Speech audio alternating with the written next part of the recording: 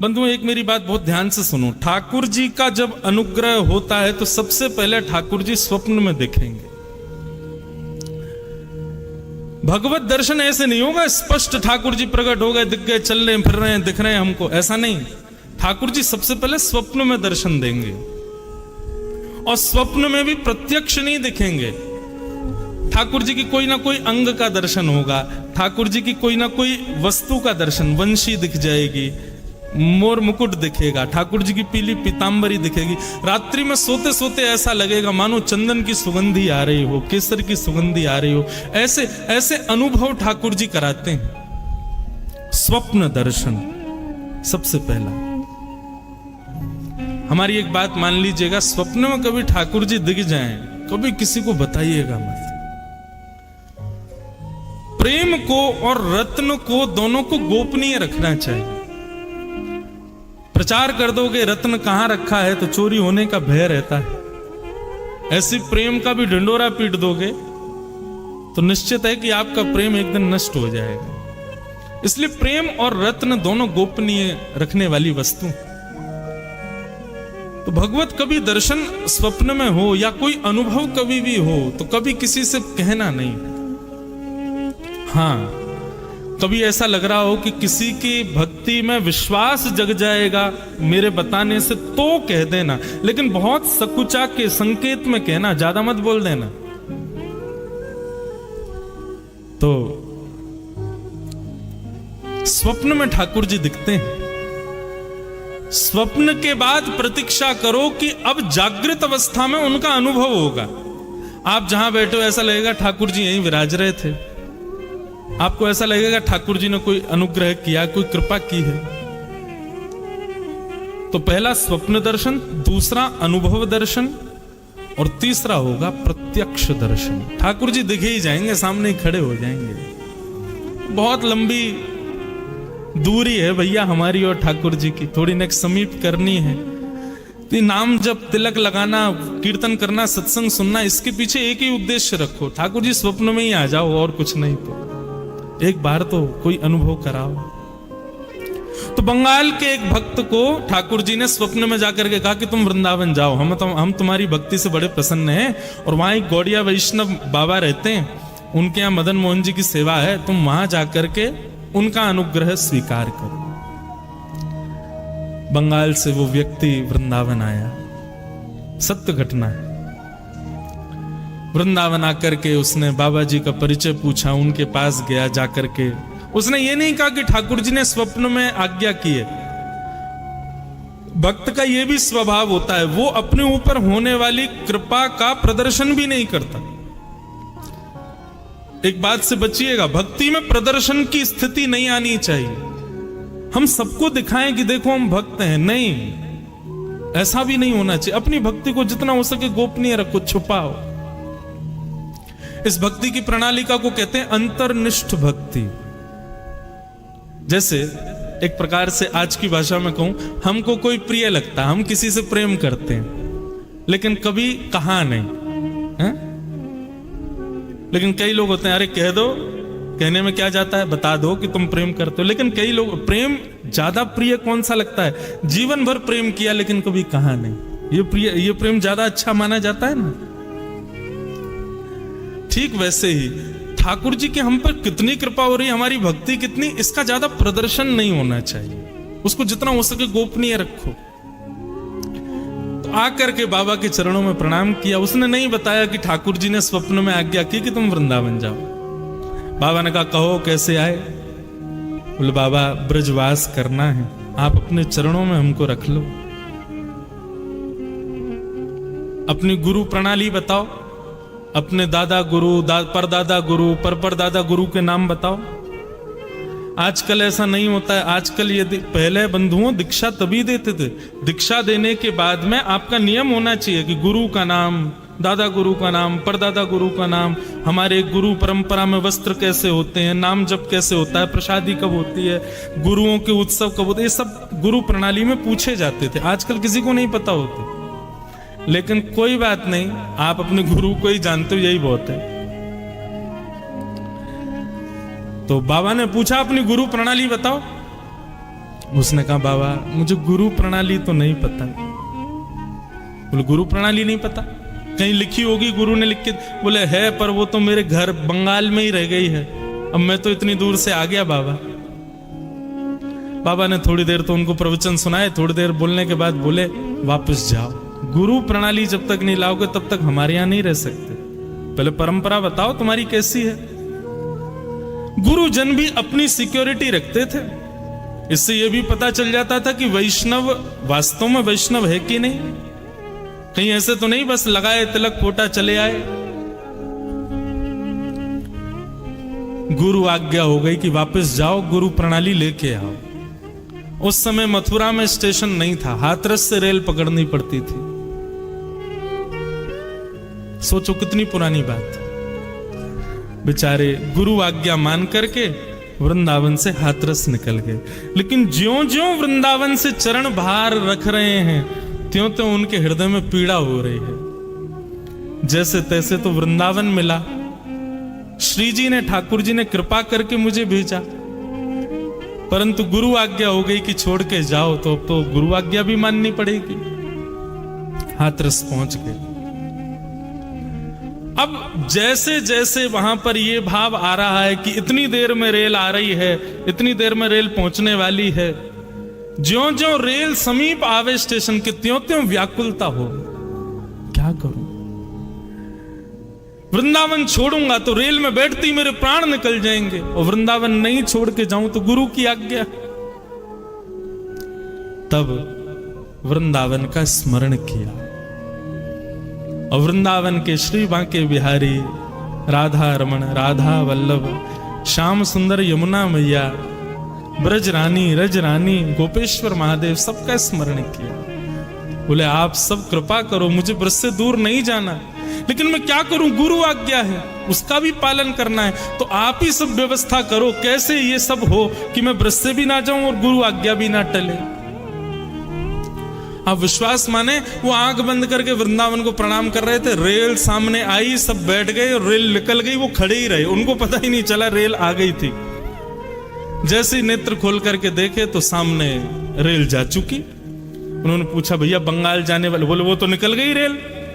बोले अरे ये तो अपराध हो गया, मैं रेल में बैठा नहीं, गुरु आज्ञा मानी नहीं, क्या करूं क्या करूं। परंतु बंधुओं, यहां जैसे उसने वृंदावन का स्मरण किया, बाबा जिनके यहां वो गया था, वो जैसे ही लेटे थे तो स्वप्न में श्री जी प्रकट हो गए, और श्री जी प्रकट होकर के बोली उस बालक को हमने भेजा था वृंदावन। वृंदावन कोई अपनी इच्छा से नहीं आता, वृंदावन तुम्हारी इच्छा से नहीं आता, मेरी इच्छा से व्यक्ति वृंदावन आता है, और तुमने उसको वापस क्यों भेज दिया? बाबा बोले श्री जी मैंने तो गुरु प्रणाली मांगी थी। उसने कहा घर है, तो मैंने कहा जाओ ले आओ। बोले अपने राधा, अपने मदन मोहन जी के सिंहासन के नीचे देखो, पर्ची में हमने उसकी गुरु प्रणाली लिख करके रख दी है, उसकी गुरु प्रणाली वहीं रखी है, जाकर के तुम उसका दर्शन कर लो, और वो कल जब आए तो उसको स्वीकार कर लो। अब वो बालक सोचे मैं क्या करूं, रेल तो निकल गई, 4 दिन तक रेल आनी नहीं है। सहमा सहमा वृंदावन आया, डर रहा था कहीं गुरुजी ने मुझको देखा तो कहीं नाराज ना हो जाए, और यहां गुरुजी उसको ढूंढ रहे थे कि बेचारा कहां चला गया, उसको ढूंढो, कहीं ज्यादा दूर ना निकल गया हो। तभी बीच वृंदावन के परिक्रमा मार्ग में सामने से उस बालक को आते बाबा ने जैसे ही देखा, बालक तो डर गया कि बाबा यही मारेंगे, मुझको देख लिया कि तू गया नहीं बंगाल। लेकिन बाबा तो दौड़ करके आए और हृदय से लगा लिया, नेत्र सजल हो गए। बोले मुझे तुम्हारी गुरु प्रणाली मिल गई। बोले कैसे? बोले कैसे क्या बताऊं, श्री जी लिख करके देके गई अपने हाथ से तुम्हारी गुरु प्रणाली, ताकि तुम्हारा ब्रज ना छूटे, तुम्हारा वृंदावन ना छूटे। ऐसे कृपालु हमारे बंधुओं, मैं आजकल अपनी कथा में कहने लगा हूं, हमारे वृंदावन के 5 पंचायतन हैं। हमारे वृंदावन बिहारी लाल जी के चरण सेवक यहां विराज रहे हैं, इनके सन्मुख अनुग्रह करके कहूं, और ये मोहर लगाएंगे मेरी बात पे, हम लोग वृंदावन जाते हैं, और वृंदावन जाते ही सीधे बिहारी जी जाएंगे, राधा वल्लभ जी जाएंगे, राधा रमण जी जाएंगे, नहीं, वृंदावन के कुछ नियम है भैया। स्कूल में सीधे क्लास में नहीं जाते, पहले प्रेयर करो, फिर उसके बाद प्लेज करो, प्लेज करने के बाद अपने नाखून दिखाओ, शूज दिखाओ, ड्रेस दिखाओ, सब चीज से जब टीचर्स देख लेंगे कि हाँ तुम स्कूल यूनिफॉर्म ठीक से पहन के आए, सब तब क्लास में एंट्री मिलती है ना। ऐसे वृंदावन के 5 पंचायतन हैं। वृंदावन जाओ, अब की बार जब वृंदावन जाओ हमारी कही बात मान करके जाना। आपसे निवेदन कर रहे हैं, सबसे पहले वृंदावन की सीमा में प्रवेश करते ही देखो, हमारी वृंदावन की प्रणाली का आप फॉलो करते नहीं हो, बिहारी जी स्वयं करवा रहे हैं। वृंदावन जाते ही गाड़ी से उतरो, पहली बैरिकेडिंग गाड़ी सबको छोड़नी ही पड़ती है, वीवीआईपी घुस जाते हैं भीतर, बाकी सामान्य लोग तो गाड़ी लेके जा ही नहीं सकते। तो वृंदावन जाओ, सबसे पहले वृंदावन की सीमा में जाते ही गाड़ी से उतरते ही सबसे पहले वृंदावन की रज को माथे से लगाओ, पहले रज को प्रणाम करो। उसको धूल नहीं, मिट्टी नहीं, ये तो बोलना ही नहीं चाहिए, ये बोलना अपराध है, वो रज रानी है। सबसे पहले रज को माथे से लगाओ। रज माथे से लगाने के बाद ये हो गए प्रथम पंचायतनों में, प्रथम है वृंदावन में, पहले रज को प्रणाम। रज को प्रणाम करने के बाद फिर वृंदावन में प्रवेश करते समय जितने वृक्ष वल्लरी आपको दिखाई दें उन सबको प्रणाम करो। जिन जिनको देख पाओ, जिन पर दृष्टि ना पड़े कोई बात नहीं, लेकिन जो तुम्हारी दृष्टि में आ जाए उनको प्रणाम करो। श्री हरिराम व्यास जी, नाम सुना? हरिराम व्यास जी, वो तो वृंदावन में जाते और वृंदावन के वृक्षों को गले से लगा के कहते, वृंदावन के रूख हमारे माता पिता गुरु बंधु। वृंदावन के दूसरे पंचायतन है वृक्ष, कुंज निकुंज। हमारे बांके बिहारी जी का मूल नाम कुंज बिहारी, क्यों? कुंजों में ही रहते हैं, वृक्षों में ही विराजते हैं, वृक्षों के नीचे ही विराजते हैं। तो ये सामान्य वृक्ष नहीं है बंधु। तो पहले रज को प्रणाम, फिर वृक्षों को प्रणाम, और तीसरा श्री यमुना जी को प्रणाम। कितने लोग वृंदावन जाते हैं, यमुना जी को वंदन नहीं करते। जिन यमुना जी का जल बिहारी जी पीते हैं, राधा वल्लभ, राधा रमन सब पीते हैं, पूरा वृंदावन में यमुना जी के ऊपर ही टिका है। उन यमुना जी को पहले प्रणाम करो, और प्रणाम भी नहीं करना, आज्ञा लेनी है। रज से भी आज्ञा, वृक्षों से भी आज्ञा, उसके बाद फिर यमुना जी से आज्ञा। और चौथे ब्रजवासी, आपको जो ब्रजवासी मिले, चाहे आपसे तेज आवाज में बात करते हुए मिले, उनको भी प्रणाम करो। सब ब्रजवासियों को प्रणाम करो। हमारे ब्रजवासी ज्यादा गले मिले, ज्यादा प्रेम से बात करें तो समझना कि भैया अभी हमारी भक्ति में कमी है। लेकिन ब्रजवासियों के दारी के कहां ते आया है, कछु दे के जा, सेवा एवा करके जा, तो समझो हाँ श्री जी प्रसन्न है, ये हम पे गुस्सा कर। वृंदावन ये कोई मनगढ़ंत बात नहीं है। वृंदावन शतक में स्वयं लिखते हैं आचार्य गण, सम्मानम कलयाति घोर गरलम। वृंदावन में सम्मान विष के समान है। वृंदावन में क्या हो, बोले नीचपमानम सुधा। कोई आपका अपमान कर दे तो समझो हाँ बड़ी कृपा, जय हो, ये है बड़ी। एक बाबा रहते वृंदावन में, हमारे घर आते मधुकरी पावे, तो मधुकरी पावे आते तो एक दिन पता ना कहा भयो, अच्छा ब्रजभाषा निकल रही है, आपको समझ आ रही है ना। तो एक बार हमारे घर आए, आके बैठे, माता जी बोली बाबा रोटी प्रसाद, बोले ना चाहिए। दाल प्रसाद, बोले अपने राम को नहीं चाहिए। बोले खीर पाए लो, बोले अपने राम को नहीं चाहिए। बाबा दूध पी लो, बोले अपने राम को नहीं चाहिए। थोड़ा तेज बोल जाए, नेक हम पे चिल्ला जाए, नेक हमको नेक डांट दे, तब समझ में आएगी श्री जी की हम पे कृपा हुई, हम पे अनुग्रह हुआ।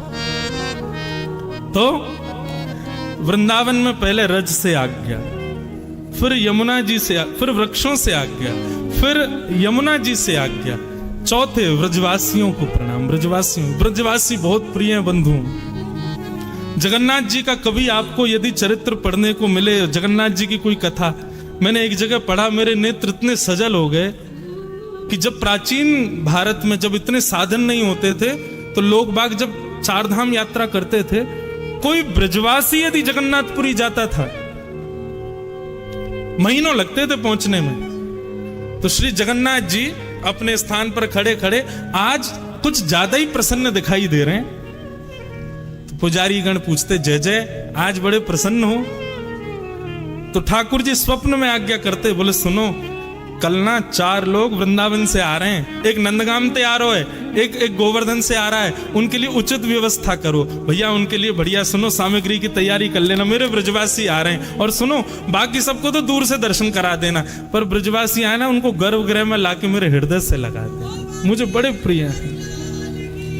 तो भैया ब्रजवासियों को देख करके यदि आपको ऐसा लगे कैसे बोल रहे हैं, कैसे चल रहे हैं, अरे देखो क्या कर रहे हैं, नहीं, ठाकुर जी के प्रिय हैं, जैसे हैं उनको प्रिय हैं। तो चौथी आज्ञा ब्रजवासियों से, और 5वीं आज्ञा हमारे वृंदावन में विराजमान देवादिदेव महादेव श्री गोपेश्वर महादेव, उनसे आज्ञा।